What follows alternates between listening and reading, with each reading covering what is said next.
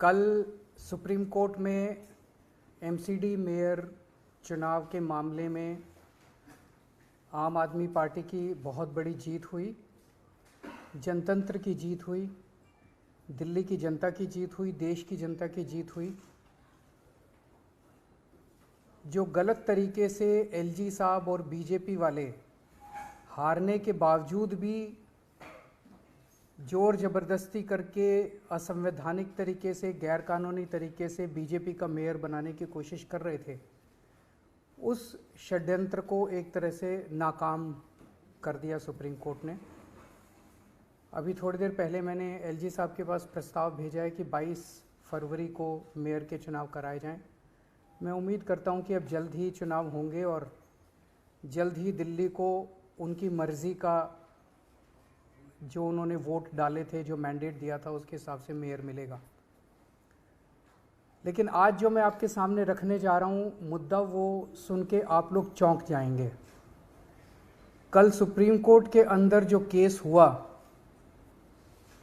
उस केस के पहले की कहानी मैं आप लोगों को बताना चाहता हूँ कि उस केस को असंवैधानिक तरीके से इन्फ्लुएंस करने की किस तरह से एलजी साहब ने कोशिश की कि सुप्रीम कोर्ट के अंदर सच्चाई नहीं बताई जानी चाहिए। सुप्रीम कोर्ट में सच्चाई बताने से रोकने के लिए एलजी साहब ने पूरी कोशिश की।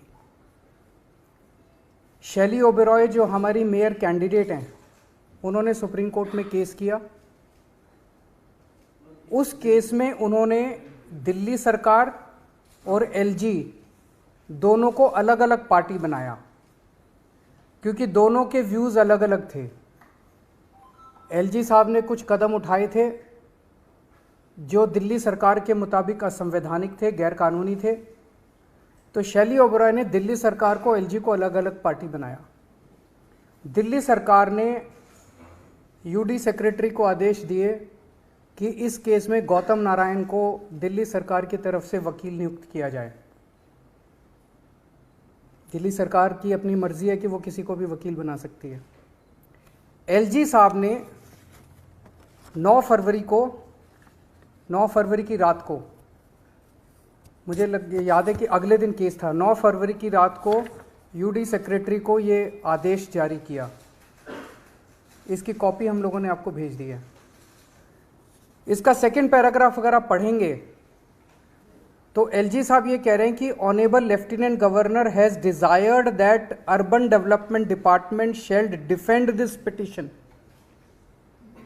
उन्होंने कहा, एलजी साहब ने, कि पहली चीज, आप मेरा वकील ही दिल्ली सरकार का वकील भी लगाइए।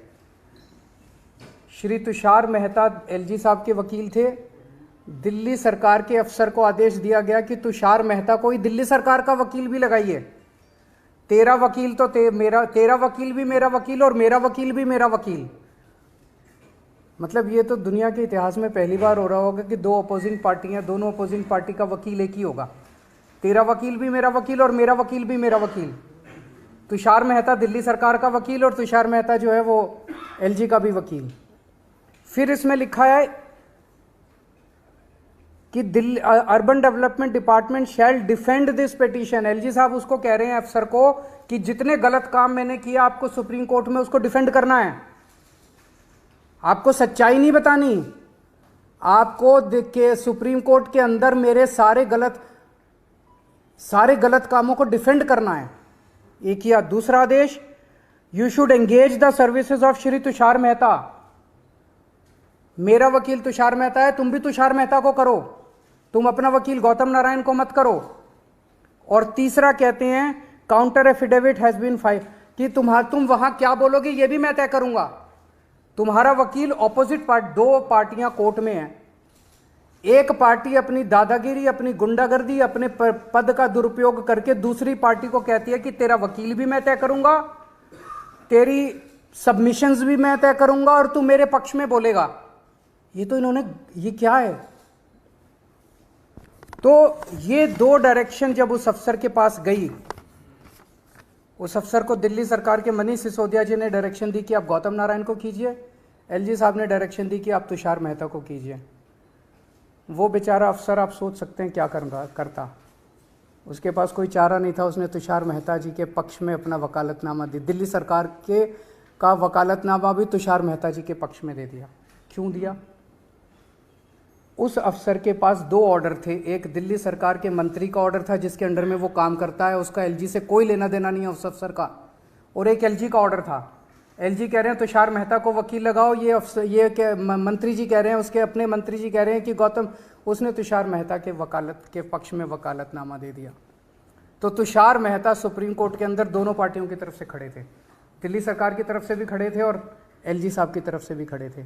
जाहिर तौर पे अफसर के यहाँ पे बंदूक रख के उसको धमकी दे के तेरे को सस्पेंड कर देंगे, तेरे को ट्रांसफ़र कर देंगे, तेरा करियर बर्बाद कर देंगे, उससे ज़बरदस्ती करके और वो वकालतनामा दिलवाया गया।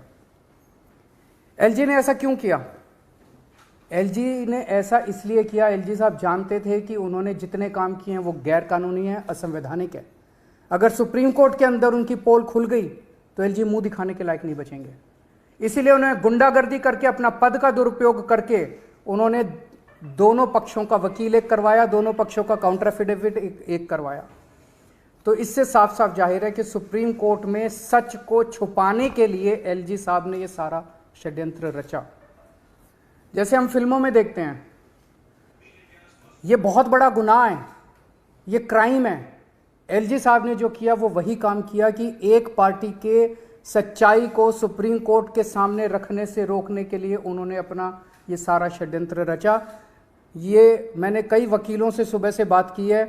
This amounts to LG's action amounts to interference in the administration of justice. It is criminal contempt of court. LG of Lieutenant Governor of Delhi has committed criminal contempt of court.